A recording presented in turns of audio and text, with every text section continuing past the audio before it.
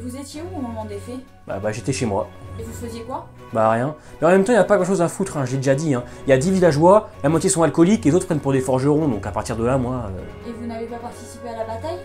Participer à quoi, madame? Ça fait 10 ans que je suis à l'Apocalypse, c'est là pour aller me battre contre des mecs qui se prennent pour des rôdeurs, là. Vous croyez que j'ai que ça à foutre, moi? Vous connaissez un peu la colline, vous? Il y a 10 ans, on était gouverné là, par Maggie, là. Elle s'est barrée du jour au lendemain à base de salut les cons. Ensuite, on a eu Jésus et Tara. Alors lui, c'est un comble, hein. Lui, il a joué les karatékas dans un cimetière. Bon, l'avantage, c'est qu'il est rentré et qu'il n'en est jamais ressorti. Et on a eu Tara, on a retrouvé sa tête sur un pic, donc c'est bon, moi, à partir de là, j'ai ma dose, moi. Et vous allez où là maintenant? À Alexandria?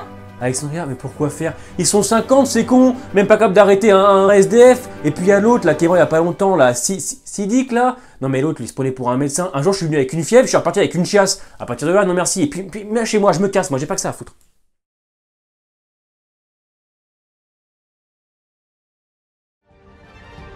Close enough to you that she knows exactly where that horn was. And a awful surprise.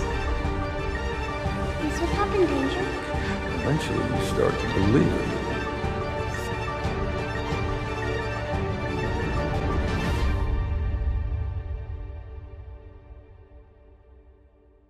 Bonjour à tous et bienvenue pour cette petite critique de l'épisode 13 de la saison 10 de The Walking Dead, l'épisode du grand départ de Michonne. Et je vous cache pas, ah là là, je suis un peu confus là, j'ai le cul entre deux chaises et je sais pas trop où me positionner. Parce que autant j'ai apprécié l'épisode dans son ensemble, autant j'ai apprécié ses moments d'émotion, j'ai aussi apprécié la raison du départ de Michonne, cette fin aussi assez surprenante, et j'ai été aussi assez déçu, dérangé même par ce personnage secondaire qui s'appelle Virgile, qui est pour moi le gros problème de l'épisode, c'est sa présence. Parce que oui, ce personnage est beaucoup trop présent. C'est un épisode sur Michonne ou sur Virgile? J'ai du mal à me situer. Parce que oui, d'accord, Virgile sert à Michonne pour cette fameuse scène, et si Michonne avait été méchante, là je suis d'accord. Mais sinon, on a Virgile et ses problèmes de famille, Virgile et les gens qu'il a enfermés, Virgile veut pas partir, Virgile reste sur l'île. J'avais vraiment l'impression que c'était un épisode moitié Michonne, moitié Virgile, alors que j'attendais un épisode sur Michonne du début à la fin, et malheureusement pour moi ce personnage Virgile prend malheureusement trop de place dans cet épisode. Alors oui, il est utile à certains moments pour comprendre un petit peu le départ de Michonne, mais malheureusement, ce mec-là est beaucoup trop présent, pas parce qu'il est mauvais ou autre, c'est parce que ça m'intéresse pas. Ça ne m'intéressait pas, moi je voulais du Michonne, du 100% Michonne. Et là, on a beaucoup trop de Michonne et Virgile. Voilà, et c'est ça malheureusement qui m'a gêné. L'autre point aussi qui m'a dérangé, c'est la scène finale. Alors effectivement, elle est très jolie. La musique, Michonne un petit peu à l'ancienne, ce fameux plan où on voit cette communauté. Alors je vous cache pas, au début j'ai pas compris, hein. Je crois que c'était une horde, j'ai dû le regarder 2-3 fois pour bien comprendre. D'ailleurs beaucoup de gens aussi l'ont remarqué, ils m'ont fait savoir en commentaire. Mais ce qui m'a dérangé avec ce final, c'est qu'on nous laisse sur une fin, comme si Michonne allait revenir dans 2-3 épisodes plus tard ou en saison 11. Sauf que là, non, c'était le dernier épisode de Michonne. Et on nous laisse là-dessus.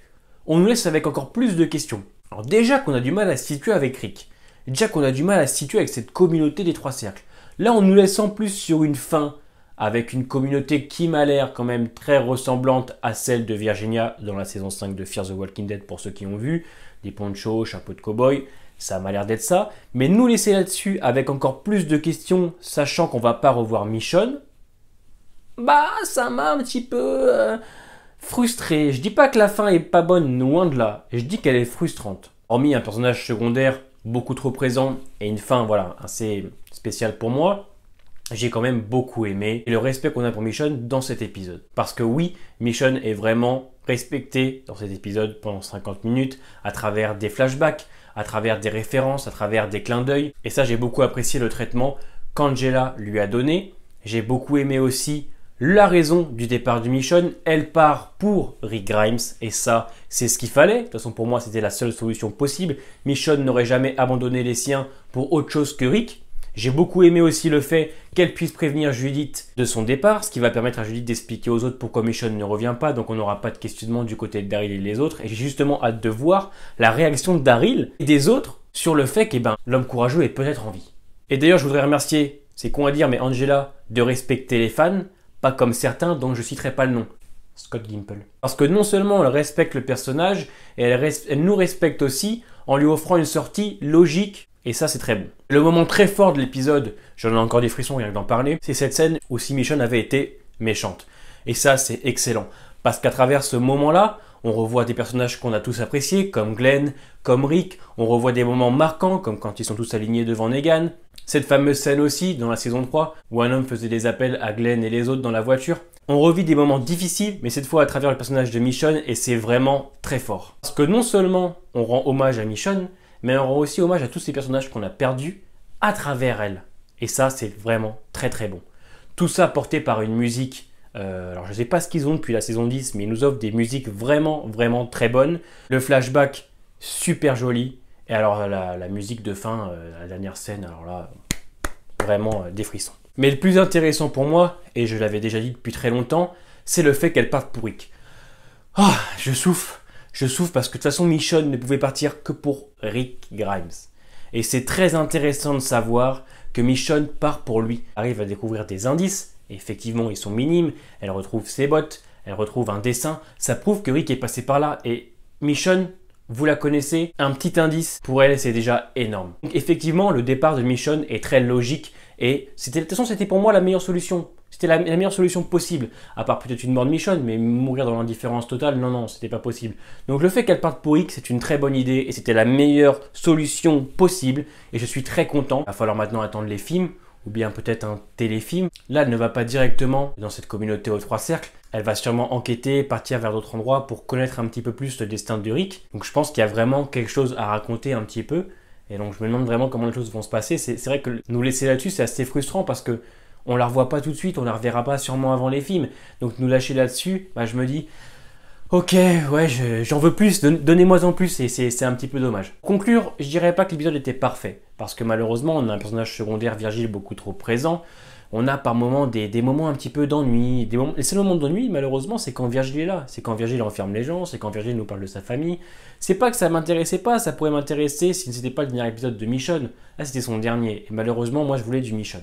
Un petit peu déçu, donc on n'ait pas eu du 100% Michonne. Mais bon, l'épisode est rattrapé par ces jolis moments d'émotion. Cet hommage qu'on a au personnage de Michonne, hein, qui est quand même un personnage vraiment très important, un des meilleurs de l'univers Walking Dead, aussi bien dans le comics que dans la série. Je suis confus. Je m'attendais à un truc un peu plus épique, on va dire. Donc il me marquera pas cet épisode, même si par contre, je lui admets, il y a des moments où j'ai frissonné, hein, vous le voyez dans ma réaction, ça je m'en cache pas. Cet épisode, ce qui est très fort, c'est qu'Angela ne dit pas au revoir ni adieu au personnage. Elle lui dit juste à bientôt. Oh mais ferme-la. Putain, elle était belle ça là. Ah bah Je te dis, petit à petit, je commence à devenir un peu plus professionnel. Hop là, la YouTube monnaie, après on se casse aux Bahamas. Mais quelle YouTube monnaie? Tu fais 300 vues du con. Alors déjà, la dernière fois j'ai fait 3000 vues, ok. Donc, Parle pas avec moi. si la vidéo t'a plu, n'hésite pas à t'abonner et à laisser ton petit commentaire, à me dire ce que tu as pensé de l'épisode. Du coup, moi, je vais nulle part parce qu'on est en confinement. À bientôt.